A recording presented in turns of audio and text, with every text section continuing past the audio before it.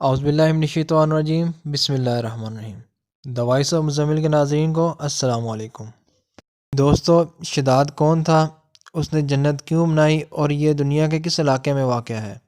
اس کا جواب جاننے کے لیے یہ ویڈیو آخر تک ضرور دیکھیے گا۔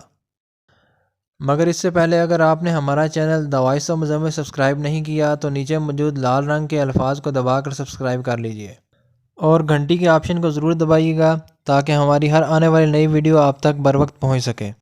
ناظرین، شداد کا تعلق قوم عاد سے تھا۔ کہا جاتا ہے کہ عاد کے دو بیٹے تھے، ایک کا نام شدید تھا اور دوسرے کا نام شداد۔ یہ دونوں ہفت اقلیم کے بادشاہ تھے اور ان کا پایہ تخت ملک شام تھا۔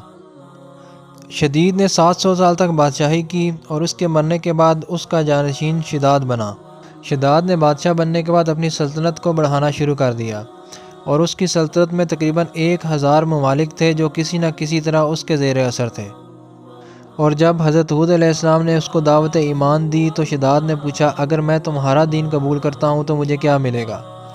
حضرت ہود علیہ السلام نے فرمایا، اللہ تعالیٰ تجھے اس کے بدلے بہشت عنایت کرے گا۔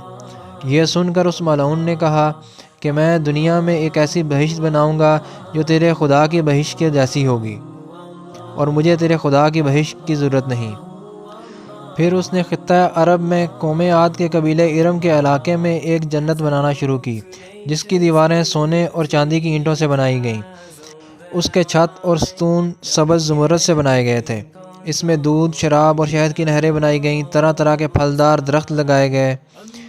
اس کے صحن میں پتھر کی جگہ موتی استعمال کیے گئے۔ اس نے اپنی سلطنت میں سے خوبصورت لڑکے اور لڑکیوں کو لا کر بہشت میں حوروں اور غلاموں کے طور پر رکھا اور اس کی اس بہشت کی تکمیل 300 سال میں ہوئی۔ اور جب اس نے اپنی بنائی ہوئی بہشت میں داخل ہونا چاہا تو اس کے دروازے پر اس نے ایک اجنبی آدمی کو دیکھا تو اس سے پوچھا، تم کون ہو؟ تو اس اجنبی نے جواب دیا کہ میں ملک الموت ہوں اور تیری روح قبض کرنے آیا ہوں۔ شداد نے کہا کہ مجھے اتنی مہلت دے دو کہ میں اپنی بنائی ہوئی جنت کو دیکھ لوں۔ حضرت اسرائیل علیہ السلام بولے، اللہ کا حکم نہیں ہے۔ جب شداد گھوڑے سے اترنے لگا تو ملک الموت نے اس کی روح اس حالت میں قبض کی کہ اس کا ایک پاؤں گھوڑے کی رکاب میں تھا اور دوسرا پاؤں اس کی بہشت کے دروازے پر تھا۔ اس کے بعد اللہ تعالیٰ نے اس کی بنائی ہوئی جنت کو زمین میں دبا دیا۔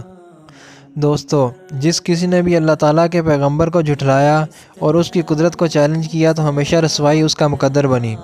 یہی حال اس ملعون شداد کا بھی ہوا۔ اللہ تعالیٰ مجھے، آپ کو اور ہمارے ایمان کو اپنے حفظ و امان میں رکھے۔ اللہ تعالیٰ آپ کا حامی و ناصر ہو۔ اگر آپ کو یہ ویڈیو اچھی لگے تو لائک کریں، شیئر کریں اور کمنٹ ضرور کیجیے گا۔ اللہ حافظ۔